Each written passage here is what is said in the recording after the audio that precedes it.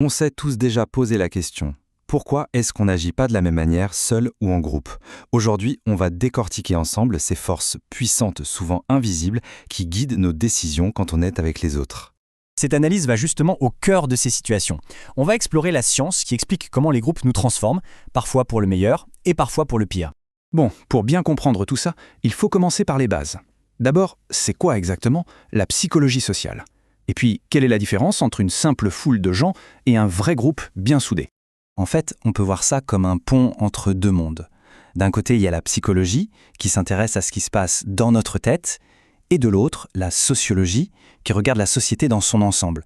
Eh bien, la psychologie sociale, elle se place pile au milieu pour voir comment les autres influencent ce qu'on pense et ce qu'on fait. Mais attention, il faut savoir que tous les rassemblements de personnes ne sont pas des groupes au sens scientifique du terme. Les psychologues sociaux ont bien montré que ce qui change tout, c'est le niveau d'interaction qu'il y a entre les gens. On peut même voir une sorte d'échelle. Tout en bas, on a la foule. Pensez à des gens dans un aéroport. Ils sont ensemble, mais sans vrai lien. Un cran au-dessus, il y a la bande, comme un groupe d'amis qui choisit de se retrouver. Et tout en haut, on a le groupe primaire. Une classe, une équipe de sport. Là, les interactions sont fortes, il y a des buts communs. Et c'est dans ce genre de groupe que l'influence devient vraiment maximale. Ok, maintenant qu'on a posé les bases sur ce qu'est un groupe influent, on va voir à quel point sa pression peut être énorme. On va s'intéresser à notre premier cas d'étude, le conformisme. Pour ça, on fait un petit voyage dans le temps, direction les années 50. Un psychologue, Solomon Asch, met en place une expérience qui a l'air toute bête, mais qui en réalité est d'une efficacité redoutable pour voir si notre jugement personnel tient la route face à la vie du groupe. Voilà la question centrale que Asch voulait explorer. Est-ce qu'on fait confiance à nos propres yeux ou est-ce qu'on suit le mouvement, même quand le groupe a l'air de dire n'importe quoi?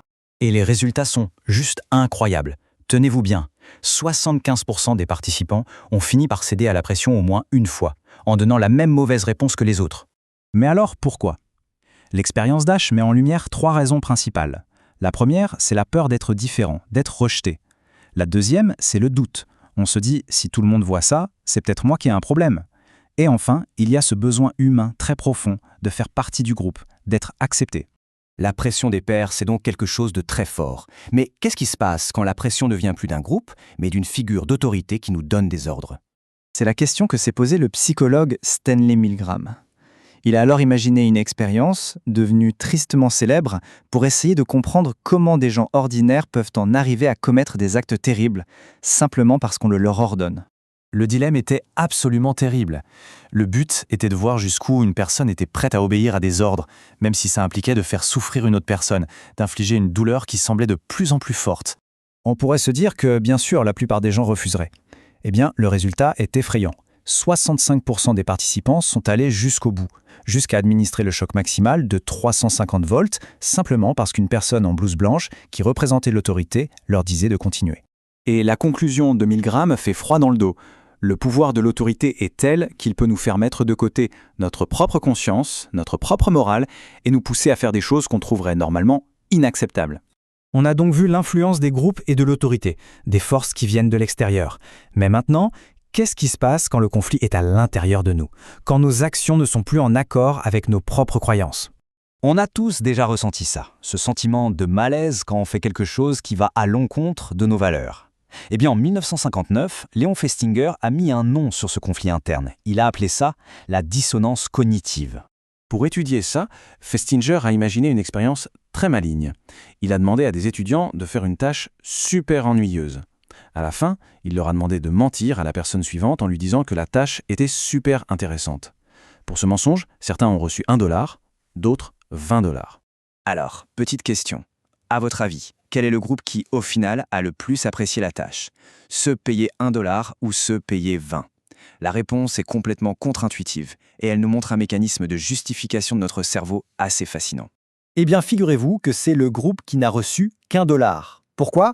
Parce qu'$, ce n'est pas assez pour justifier un mensonge. Ça crée un fort malaise, une forte dissonance. Alors, pour se sentir mieux, le cerveau trouve une solution.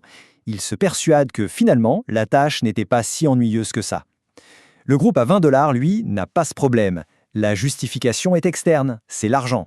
Cette expérience illustre parfaitement les stratégies que notre cerveau met en place pour réduire ce malaise. On peut changer notre comportement, changer notre croyance comme l'a fait le groupe à $1, ajouter des justifications du type « je fais ça pour la science » ou tout simplement se dire que ce n'est pas si grave.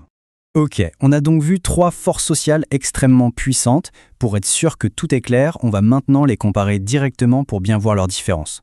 En résumé, c'est simple. Pour le conformisme, la pression vient des autres, du groupe, et on cherche à être accepté. Pour l'obéissance, la pression vient d'en haut, d'une autorité, et on cherche à s'y soumettre. Et enfin, pour la dissonance, la pression est intérieure, c'est un conflit personnel, et on cherche à retrouver une cohérence. 3 mécanismes, 3 motivations bien distinctes. Tout ceci nous amène à une dernière question, et c'est sans doute la plus importante. Maintenant qu'on sait tout ça, quelles sont les forces invisibles qui nous influencent là maintenant ? Le simple fait d'en avoir conscience, c'est le premier pas essentiel pour faire des choix un peu plus libres, un peu plus éclairés.